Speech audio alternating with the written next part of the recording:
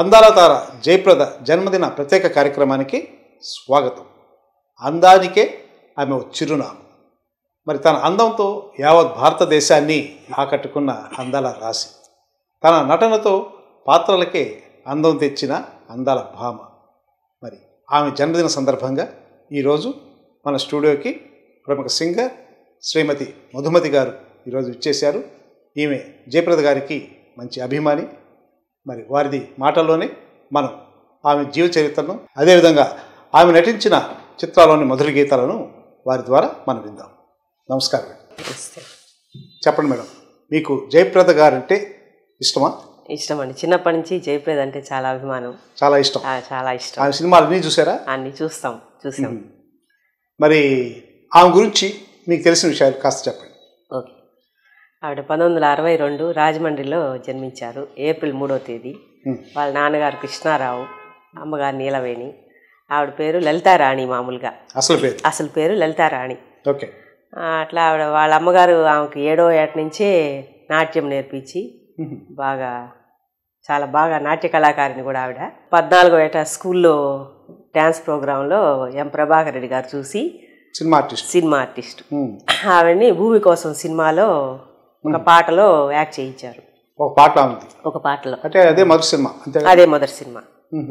ఆ పేరు లలితారాణి అన్నారు. లలితారాణి. ఆ పాట తర్వాత అప్పుడు జయప్రదాన్ని నామకరణం చేశాడు ప్రభాకర్ రెడ్డి గారే ఆవిడకి. అప్పటి నుంచి ఆ సినిమా నిర్మించిన బ్యానర్ పేరు కూడా జయప్రద ఫిల్మ్స్ కాబట్టి జయప్రద తీసుకొచ్చి లలితారాణి పక్కన పెట్టేసి జయప్రదని యాడ్ చేశారు. అప్పటి నుంచి ఆమె జీవితం జయప్రదంగా జరిగిపోతుంది. మరి ఆమె సినిమాలోకి ఎలా వచ్చారు? అదే మీరు చెప్పిన భూమి కోసంతో వచ్చారు. అక్కడి నుంచి ఆ తర్వాత ఆమె జర్నీ ఎలా జరిగిందంటారు?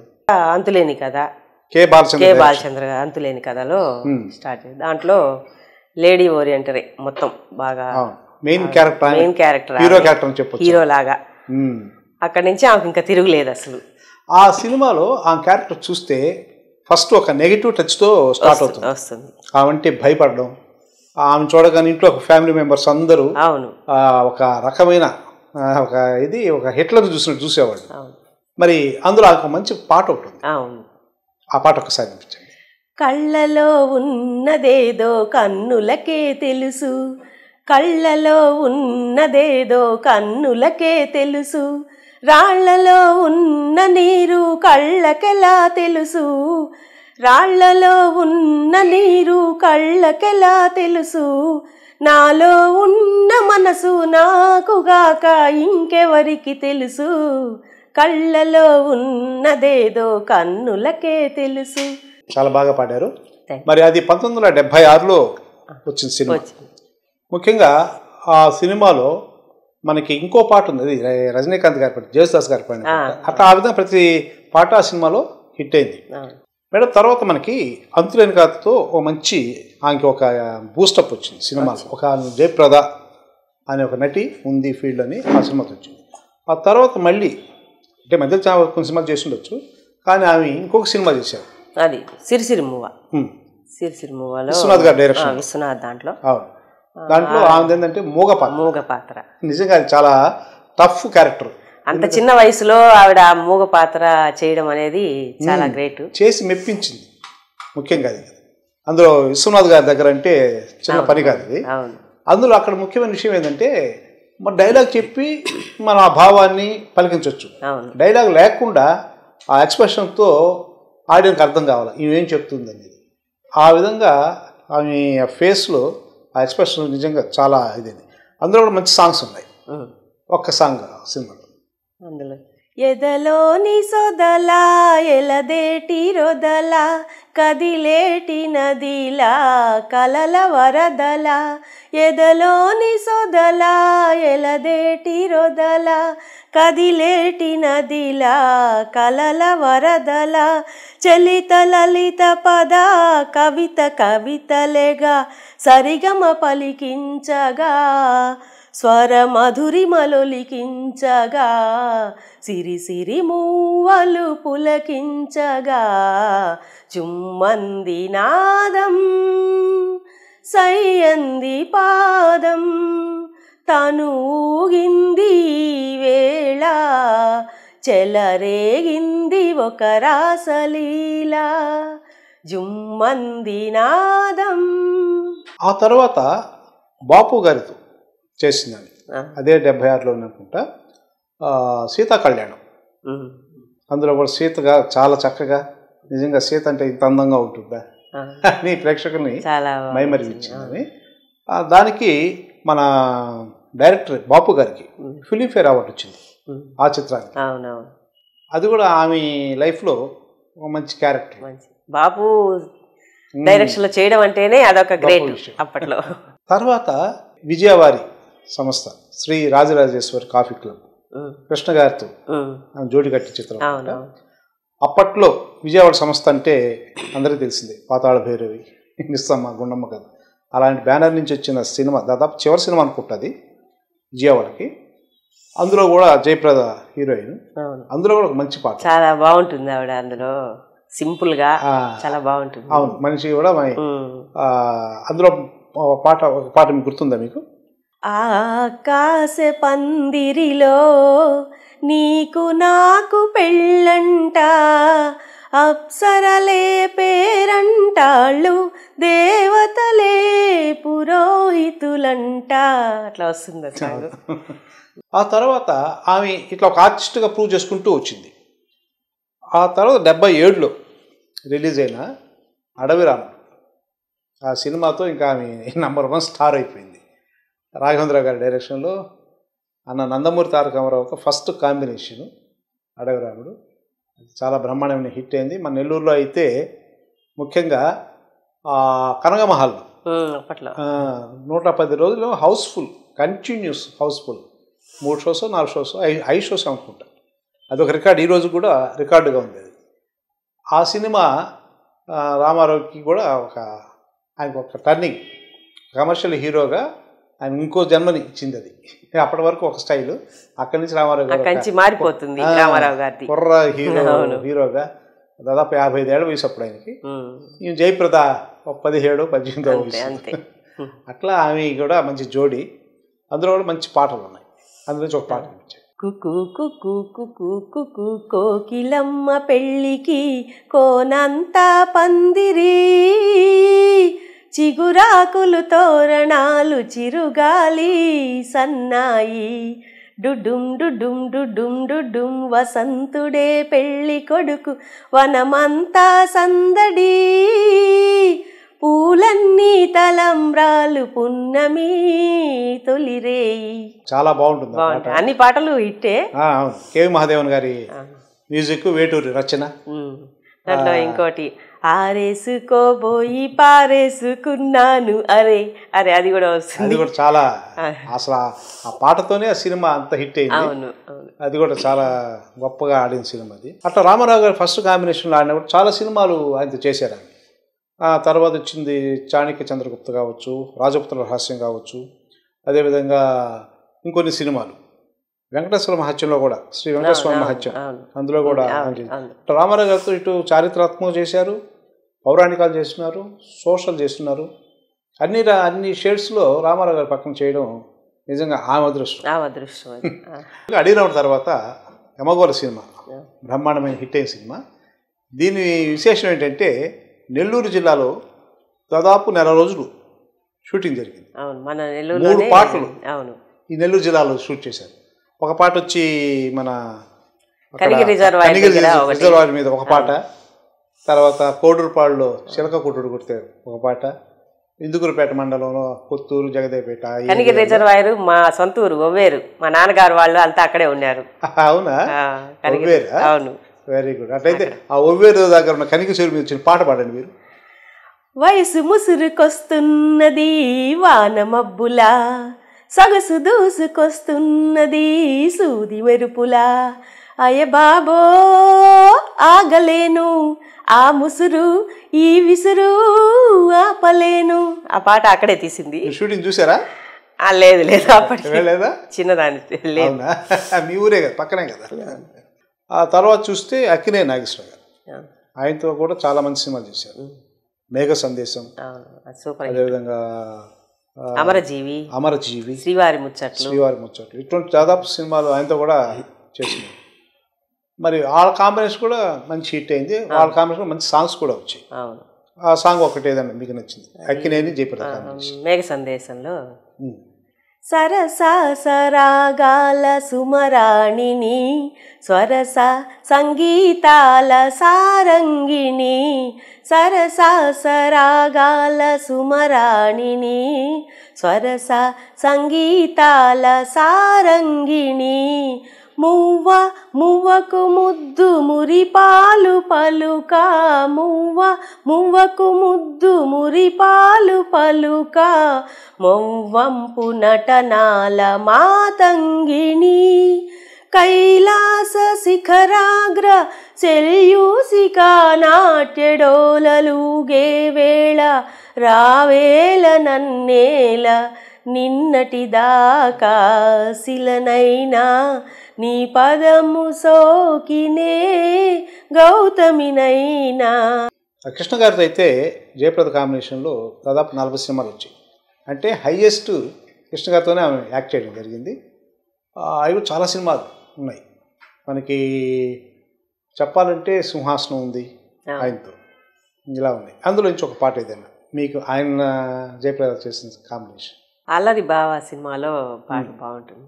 మధువనిలో రాధికను మది పలికే గీతికను మధురం ఈ జీవనం మధురం ఈ యౌవనం మనోహరం మనోహరం. మరి శోభన్ బాబు గారితో శోభన్ గారు జయప్రదని అత్త అత్త అని పిలిచేవాడంట. కాంబినేషన్ అసలు సూపర్ హిట్. అవును, వాళ్ళ కాంబినేషన్లో కూడా మనకి స్వయంవరం, దీపారాధన, రాధాకృష్ణ, దేవత ఇలాంటి ఎన్నో సూపర్ హిట్ సినిమాలు వచ్చాయి. వాళ్ళ కాంబినేషన్ కూడా జనాల్ని చాలా అలరించింది. వాళ్ళ సినిమాలో ఏదైనా ఒక పాట మీకు నచ్చింది? స్వయంవరంలో ఆకాశం ఎందుకో పచ్చబడ్డది ఆ నడుమ బొట్టేమో ఎర్రబడ్డది వీచే గాలుల తాకిడి సాగే గువ్వల అలజడి రారమ్మని పిలిచే పైబడి ఆకాశం ఎందుకో పచ్చబడ్డది. అది బాగుంటుంది. అందులో కూడా ఒక పాట ఉంది, అసలైన జేసుదాస్ గారు, గాలివానలో పాట. అది కూడా బాగా హిట్ అయింది. ఇంకోటి చిన్న పిల్లలుగా వాళ్ళు పాడతారు, దాంట్లోనే ఇంకో పాట కూడా ఉంది. సిరిమల్లి జాబిల్లి దిక్కులు ఆకాశం అన్నీ అందరి కోసం నువ్వన్నది నా కోసం నేనున్నది నీ కోసం. అది చిన్న పిల్లల నుంచి స్టార్ట్ అయ్యి ఆ పాటలోనే పెద్దవాళ్ళు అయిపోతారు. ఒక పాటలోనే మన కృష్ణరాజు గారు ఉన్నారు, ఆయన కూడా చాలా మంచి సినిమాలు ఆయనతో చేశారని. దాంట్లో తాండ్ర పాపారాయుడు, అది మంచి పాట, అదేనా మాకు వినిపించగలరా? వేయి వేణువులు నిన్నే పిలువగా నీ పిలుపు నా వైపు పయనించెనా వెన్నెల కన్నెలు నిన్నే చూడగా వెన్నెల కన్నెలు నిన్నే చూడగా నీ చూపు నా రూపు వరించెనా నీ చూపు నా రూపు వరించెనా నా గుండెపై నీ ఉండగా దివితానే భువి వైపు దిగి వచ్చెనా అభినందన మందారమాల అధినాయక స్వాగత వేళ. ఆ పాటకి అవార్డు కూడా వచ్చింది. దానికి సాలూరు వారు స్వరరచన చేశారు, సీనారాయణ రెడ్డి గారు పదరచన చేశారు. చాలా బంపర్ హిట్ అయిన పాట అది. తర్వాత కమల్ హాసన్ గారితో మంచి సినిమాలు చేశారు. దాంట్లో సాగర్ సంగమం అనేది చాలా హిట్ అయింది, విశ్వనాథ్ డైరెక్షన్లో, పూర్ణోదయ వాళ్ళ బ్యానర్ పైన వచ్చిన సినిమా అది. అది కూడా ఎంత సెన్సేషన్ అయిందంటే, కాకపోతే ఇక్కడ చిన్న తమాషా, ఫస్ట్ ఆ సాగర్ సంగమం సినిమాకి ఆమెని జయప్రదం కాకుండా జయసుధను అనుకున్నారు. ఆ జయసుధ కాల్ షీట్ దొరకపోవడం వల్ల జయప్రద చేయాల్సి వచ్చింది. అదే ఆమెకు మంచి టర్నింగ్ పాయింట్, అవార్డులు రివార్డులు రావడానికి కూడా ఇదైంది. కానీ 1983లో ఆ సినిమాకి ఆమెకు ఒక అవార్డు, ఈ సినిమాకి ఉత్తమ నటిగా ఫిలింఫేర్ అవార్డు కూడా వచ్చింది. అందులో ఒక మంచి పాట. మౌనమేలనోయి మౌనమేలనోయి ఈ మరపురాని రేయి ఎదలో వెన్నెల వెలిగే కన్నుల తారాడే హాయిలో.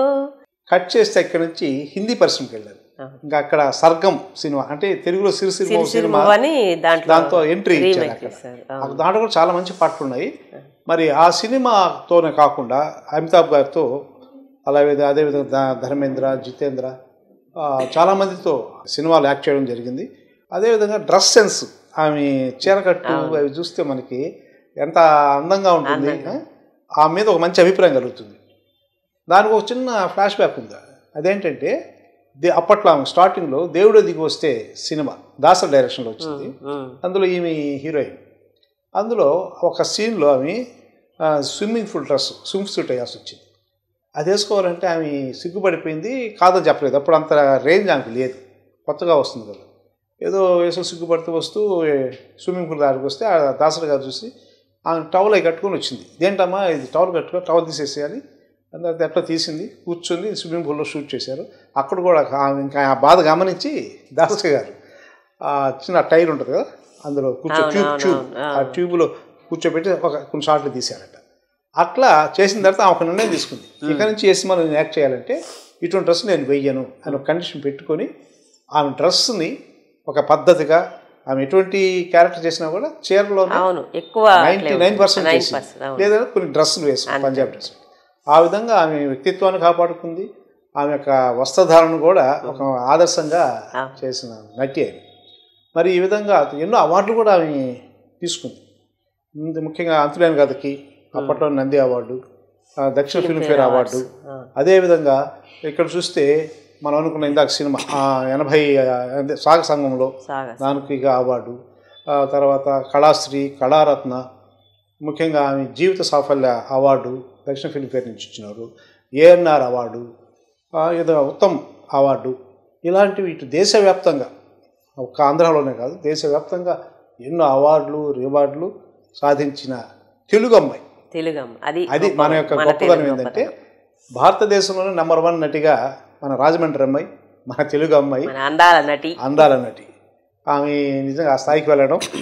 ముఖ్యంగా ఈరోజు ఆమె రాజకీయాల్లో కూడా ఒక వెలిగింది, ఒక ఎంపీగా కావచ్చు. ఆ విధంగా ఆమె రాజకీయ రంగంలో, సినీ రంగంలో ఒక వెలుగు వెలగడం అనేది నిజంగా గొప్ప విషయం. లేటెస్ట్గా కూడా టీవీ షోస్లో యాంకరింగ్ కూడా చేసింది. ఈటీవీలో వాటిలో సినిమా సెలబ్రిటీస్తో వాళ్ళందరితో ఇంటర్వ్యూస్ చేయడం అదొక అవతారం. ఏదేమైనా కూడా జయప్రద గారి యొక్క అందమైన నటన, అందమైన వర్చస్సు అవన్నీ మన తెలుగు ప్రేక్షకులకి ఎంతో ఆనందాన్ని ఇది కలిగిస్తాయి. Very good madam. నిజంగా ఈరోజు మన స్టూడియోకి రావడం, జయప్రద గారి గురించి, ఆమె హిస్టరీ, ఆమె నటించిన చిత్రాల్లోని మంచి మధురమైన గీతాన్ని మీరు వినిపించారు.